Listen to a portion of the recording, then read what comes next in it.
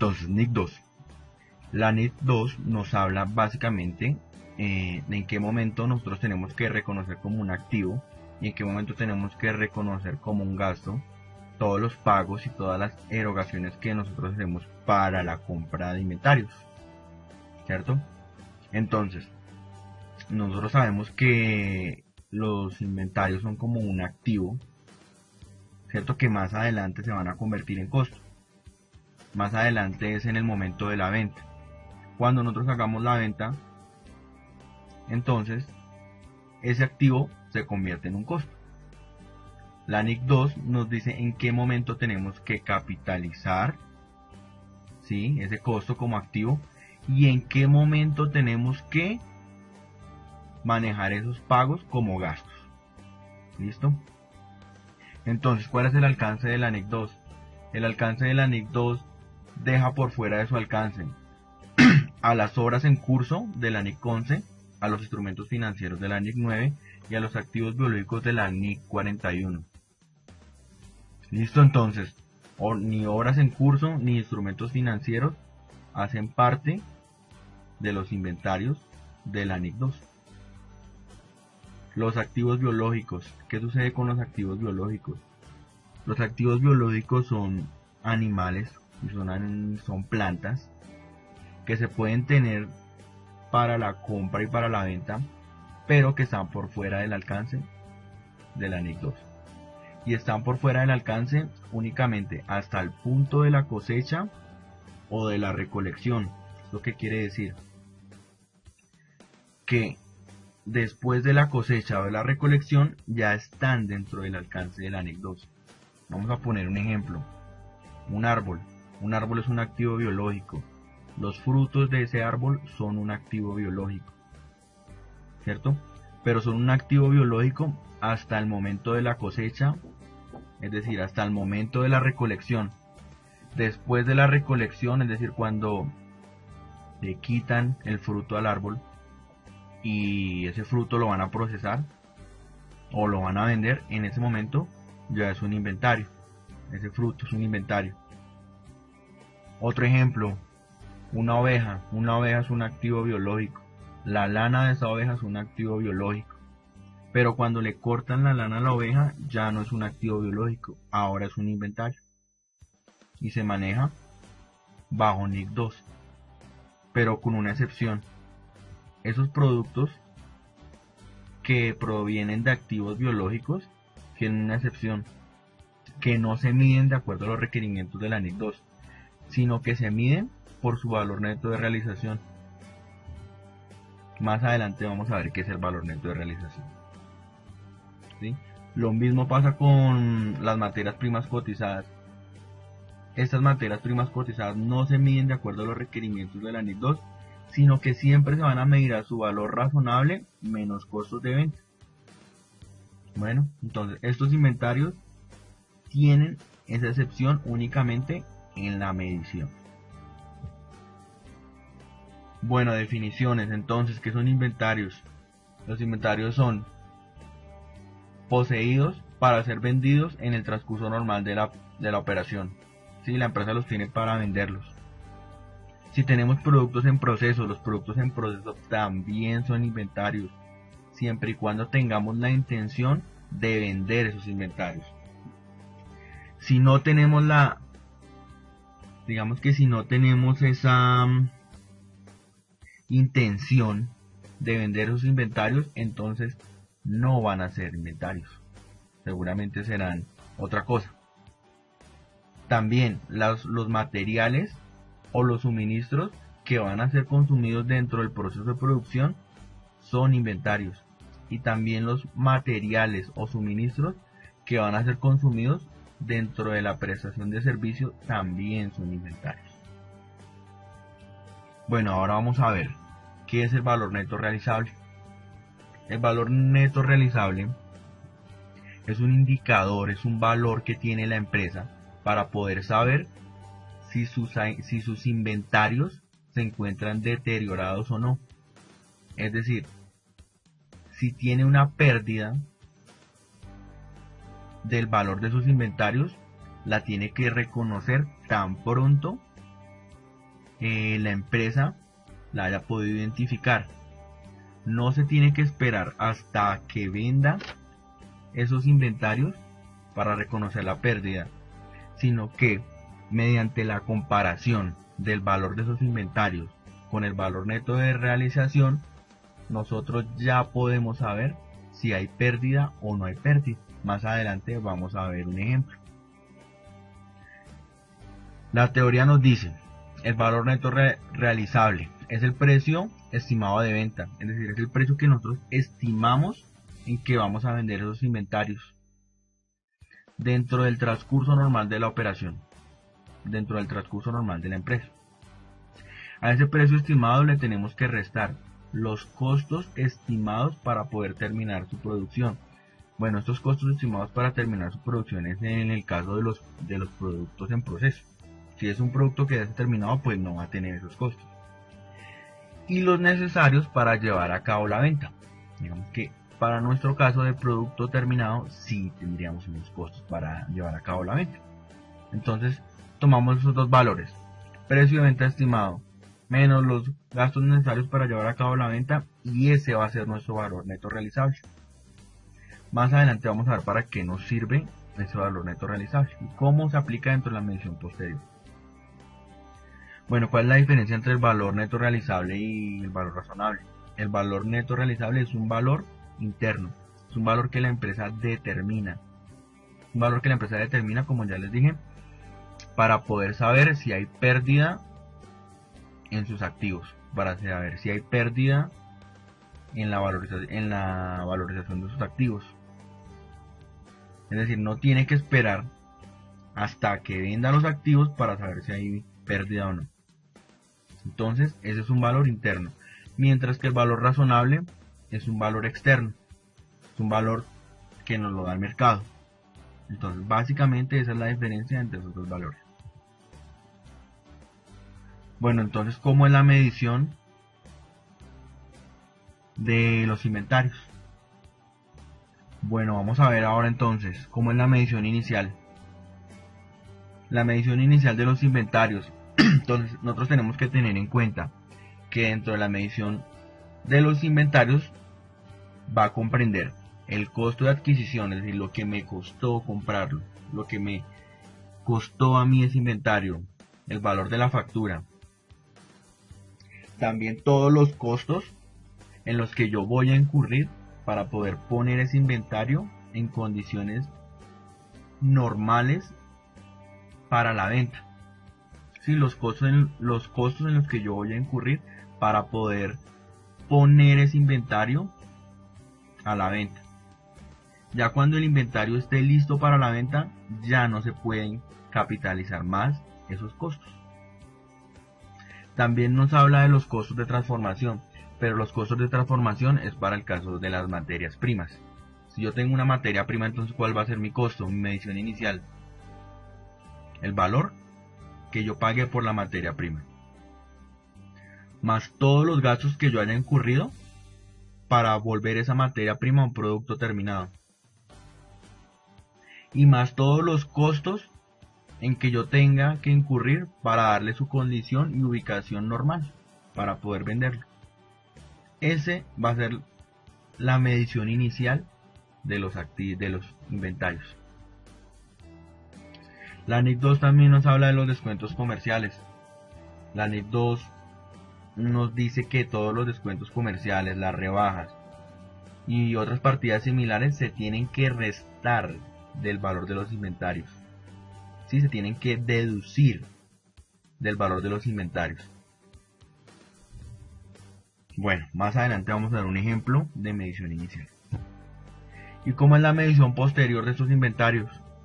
La medición posterior de los inventarios es el menor valor entre el valor que yo tengo en libros y su valor neto realizable.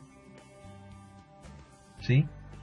Es decir, tengo que comparar los dos valores, mi valor en libros, y tengo que comparar mi valor neto realizable de acuerdo a la forma como vimos que se calcula nuestro valor neto realizable, y el menor de los dos es el que se tiene que dejar en la contabilidad. Listo, entonces más adelante vamos a ver unos ejemplos de medición inicial y medición posterior. Bueno, unas aclaraciones. En los métodos de valoración de inventarios están permitidos el método retail, el método PEPS y el método del promedio ponderado. El método WEBS no es admitido en la NIC 2. ¿Por qué no es admitido? Porque es un método que se aleja de la realidad económica de las empresas. ¿Sí? El método WEBS pues realmente en una empresa no se ve. Una empresa que las últimas mercancías sean las primeras en salir, pues no es lógico. Lo más lógico es que las empresas o bien lo hagan por el PEPS, las primeras en entrar son las primeras en salir, o que utilicen un método de promedio ponderado. El método retail está autorizado, se puede utilizar siempre y cuando sean productos que sean similares. ¿Sí? Siempre y cuando sean productos que sean iguales, como por ejemplo en un supermercado, que tienen yogures. ¿Sí? Un yogur tiene un costo, tiene unas características muy similares. Entonces por eso se puede manejar nuestro método retail. Bueno, esta fue la parte teórica. Entonces ahora vamos a ver unos ejemplos de la medición inicial y de la medición posterior de la NIC 2. Bueno, entonces tenemos el siguiente ejemplo. Un comerciante importó bienes a un costo de 2 millones de pesos, que incluían 100.000 de aranceles y 50.000 de IVA. Los riesgos y beneficios de la propiedad de los bienes se transfirieron al comerciante cuando retiró los bienes de la bodega del puerto. El comerciante obtuvo un descuento del 5% por pronto pago. Incurrió en una erogación de 50.000 pesos para transportar los bienes a su establecimiento de venta al por menor y en otra de 40.000 pesos para entregarlos a su cliente. Al vender los bienes, incurrió en otros desembolsos por 30.000 pesos. Listo. Bueno, entonces aquí vamos a ver cómo sería la medición inicial de estos inventarios. Entonces tenemos unos bienes que costaron 2 millones de pesos, pero que incluyeron 100.000 de aranceles y 50.000 de IVA. ¿Qué nos dice la NIF? Que nosotros podemos capitalizar únicamente los impuestos que no se vayan a poder recuperar. Es decir, para este caso, los 100.000 de aranceles no se pueden recuperar. Estos 100.000 serían un mayor valor del inventario. Estos 50.000 de IVA sí se pueden recuperar. En nuestra declaración de IVA nosotros recuperamos estos 50.000. Entonces, estos 50.000 no serían un mayor valor del inventario. Los riesgos y beneficios de la propiedad de los bienes se transfirieron al comerciante cuando retiró los bienes de la bodega. Bueno, en NIF hay algo que tener muy claro. Y en el marco conceptual de la NIF establece en qué momento se tiene que reconocer como un activo. ¿Sí? En qué momento se reconocen los activos en NIF. Y es cuando se transfieren todos los riesgos y beneficios. Caso contrario al de Colombia. En Colombia se reconocen los activos cuando se tiene el derecho legal, es decir, cuando se tiene la propiedad del bien. Es decir, el dueño es el que lo reconoce, mientras que el NIF se reconocen cuando yo tengo riesgos y beneficios, así no tenga la propiedad legal. Sigamos. El comerciante obtuvo un descuento por pronto pago del 5%. Estos descuentos del 5%, la NIF nos dice que los tenemos que descontar del valor de los inventarios. Incurrió en una erogación de 50.000 pesos para transportar los bienes a su establecimiento de venta al por menor. Estos 50.000 pesos se capitalizan porque el activo, el inventario, todavía no está en sus condiciones para venta. No está en el sitio para la venta. Es decir, que como yo pagué 50.000 de transporte para llevarlo al local donde lo voy a vender, esos 50.000 sí se pueden capitalizar.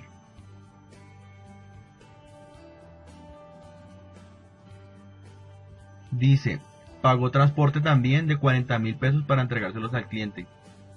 Entonces, estos 40.000 pesos no se capitalizan, porque es que el bien ya estaba listo, ya estaba disponible para la venta, ya estaba listo. Estos 40.000 pesos son un gasto de venta. Estos 40.000 pesos no se capitalizan. Igual tampoco se capitalizan estos otros desembolsos de 30.000 pesos. Entonces, ¿cómo nos queda nuestro ejercicio? De la siguiente forma. Precio de compra, los 2 millones de pesos. Los 2 millones de pesos, entonces dice el ejercicio que ya incluían 100.000 de aranceles y 50.000 de IVA. Entonces aquí lo restamos. 2 millones menos 100.000 menos 50.000, 1.850.000.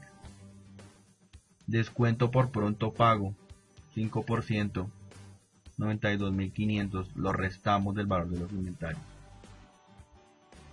Y le sumamos los impuestos que no son recuperables. Le sumamos 100.000 pesos. Los 100.000 que pagamos como aranceles. Los 50.000 de IVA no, porque los 50.000 de IVA son un impuesto recuperable. Transporte al establecimiento de venta, los 50.000 que pagamos, estos 50.000 sí se capitalizan. Los gastos de entrega al cliente no, y los demás gastos de venta tampoco. Entonces en total, ¿por cuánto voy a reconocer mi inventario? Por 1.907.500. Entonces miremos cómo sería el reconocimiento en nuestra contabilidad. Un débito de inventarios por 1.907.500. Aquí tenemos entonces un IVA descontable por 50.000. Gastos por 70.000, es decir, los 40.000 de entrega al cliente y los otros gastos. Proveedores. Proveedores son entonces los 2 millones de pesos, que incluyen el valor de la mercancía más los aranceles, más el IVA, menos el descuento por pronto pago. Y las cuentas por pagar. Entonces, transporte al establecimiento, más transporte de entrega al cliente, más otros gastos de venta, 120.000 pesos. Y aquí tenemos entonces nuestro reconocimiento inicial, sumas iguales. Bueno, ahora enseguida vamos a ver el reconocimiento en la medición posterior. Ok, entonces, medición posterior. En la medición posterior entonces vamos a ver el efecto, vamos a ver cómo se usa el valor neto de realización para poder determinar el deterioro de los inventarios. Y vamos a ver el siguiente ejemplo. Una empresa posee inventarios por un valor de 1 millón de pesos. El precio estimado de venta de estos inventarios es 1.200.000. Es decir, estos inventarios yo estimo que los voy a vender en 1.200.000. Los gastos de venta son 300.000 pesos. Ejemplo, pues en la nómina de los vendedores, el arriendo del local, etc. Es decir, los gastos de venta. Para poder vender estos inventarios. Y el valor de la fórmula para hallar el deterioro sería la siguiente. Valor en libros, 1 millón de pesos. Valor neto de realización, 900.000. ¿De dónde salen estos 900.000? 1.200.000 del precio estimado de venta. Menos 300.000 pesos de los gastos en los que yo necesito incurrir para poder hacer esa venta, que son 300.000 pesos. Y eso nos da 900.000 pesos. Entonces, ¿qué nos dice la norma? Nos dice, tengo que compararlos. Y si el valor neto de realización es menor al valor en libros, hay deterioro. Para este caso tenemos un deterioro de 100.000 pesos. ¿Sí? Entonces, ¿cómo sería el reconocimiento de ese deterioro? Contabilizamos, reconocemos un gasto por deterioro por 100.000 pesos y acreditamos los inventarios por 100.000 pesos o una cuenta correctora que se puede llamar provisión para la desvalorización de inventarios por 100.000 pesos. Ahora miremos el siguiente ejemplo. Una empresa posee inventarios por 1.000.000 de pesos, igual al ejemplo anterior. Pero esta empresa estima que el precio de venta es de 1.500.000 y los gastos de venta son los mismos 300.000 pesos. Ahora miremos qué pasa en la prueba de deterioro. Tenemos valor en libros, 1.000.000 de pesos. Valor neto de realización, 1.500.000, que es nuestro precio estimado de venta, menos 300.000, que son los gastos de venta. Valor neto de realización, 1.200.000. No hay deterioro. No hay deterioro porque el valor neto de realización es mayor al valor en libros. ¿Sí? Si el valor neto de realización fuera menor al valor en libros, entonces se habría deterioro, que fue lo que pasó acá. Listo, entonces no registramos ningún tipo de deterioro. Bueno, esta fue la lección 2.1 del curso gratis SNIF.